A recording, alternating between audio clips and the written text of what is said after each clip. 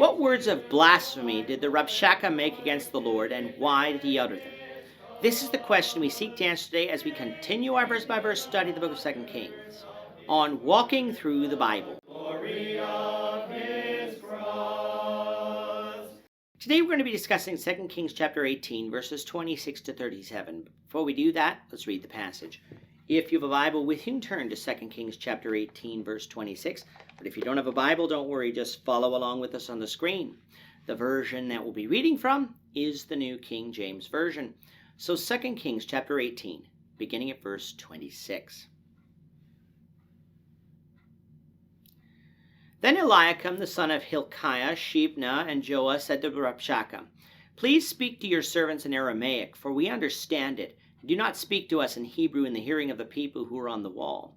But the Rabshakeh said to them, "Has my master sent me to your master and to you to speak these words, and not to the men who sit on the wall, who will eat and drink their own waste with you?"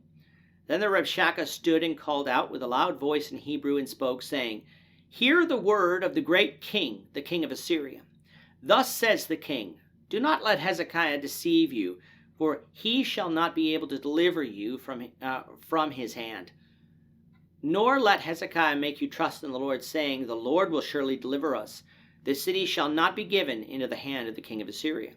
Do not listen to Hezekiah, for thus says the king of Assyria, make peace with me by a present, and come out to me, and every one of you will eat from his own vine, and every one from his own fig tree, and every one of you drink the waters of his own cistern, until I come and take you away to a land like your land, a land of grain and new wine, a land of bread and vineyards, a land of olive groves and honey, that you may live and not die.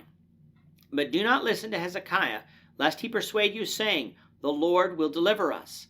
Has any of the gods of the nations at all delivered its land from the hand of the king of Assyria? Where are the gods of Hamath and Arpad? Where are the gods of the Sepharvaim and Hena and Iva?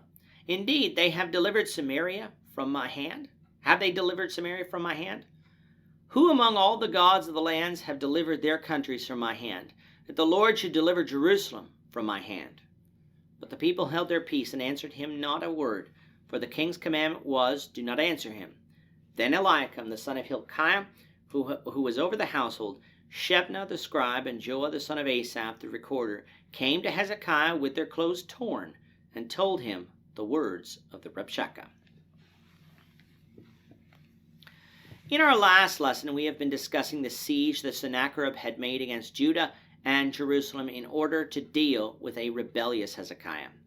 We determined that this wasn't the War of 701 BC that is mentioned in the Sennacherib prism, but rather a second campaign waged about 3 years later. If you want a more in-depth discussion of how we determined this, we invite you to watch our last lesson, links for which can be found at the end of this lesson. Sennacherib was in Lachish, dealing with the people there, but while he was doing that, he sent an envoy to Jerusalem with a message for Hezekiah: surrender, for fighting is futile. This message was delivered to messengers of Hezekiah by the mouth of the Rabshakeh, the king's chief cupbearer. The way the message was delivered was through mockery. The Rabshakeh first mocked Hezekiah for trusting in the Egyptian army, one that Assyria considered weak. He then mocked Hezekiah for trusting in his God, for Hezekiah had torn down all the high places, and thus his God must be angry with him for doing so, even though we know that God was pleased with that. He even mocked the strength of Hezekiah's army, for he said that he would give Hezekiah 2,000 horses if Hezekiah could find riders for them to come and fight, obviously something that the Rabshakeh thought Hezekiah couldn't do. All of this mockery was intended to strike fear in Hezekiah so that Hezekiah would surrender. After receiving the message so far, the messengers of Hezekiah requested that the Rabshakeh continue to speak, but in Aramaic, not Hebrew. Why? Because they understood Aramaic, while the people on the wall did not. You see, Aramaic was a language that was spoken in the area that lay between Assyria and Judah, especially in Syria. And as high officers in the court of Hezekiah, they would have needed to learn that language so that they could communicate with Judah's neighbors to the north. By asking the Rabshakeh to speak in Aramaic, they wanted him to tell this distressing message to them alone, but not to trouble the people with it who might be listening on the wall. The Rabshakeh refused, going so far as to turn his attention to the people listening at the wall. He told the people not to allow Hezekiah to deceive them into thinking that he could deliver them from the Assyrians, for he couldn't. He went on to say that the people weren't even to believe Hezekiah if he told them to trust in the Lord, for the Lord would deliver them. For the Rabshakeh said that the Lord wouldn't do so. What was his proof? Had any of the other gods of the other lands that the Assyrians had conquered saved them? What then makes them think that Jehovah would be any different? For he would likewise be impotent in stopping the Assyrian army. What an act of blasphemy! It is true that the gods of the other nations didn't save them, for those gods were made of stone and precious metals. They weren't actually gods. However, Jehovah is the God of this universe. He is not worshipped with men's hands as though he needed anything, since he gives to all life, breath, and all things. And seeing as this is true, we ought not to think that the divine nature is like gold or silver or stone, something shaped by art and man's devising. God is above all that, and he is all-powerful, easily able to defeat this Assyrian army who boasts in itself.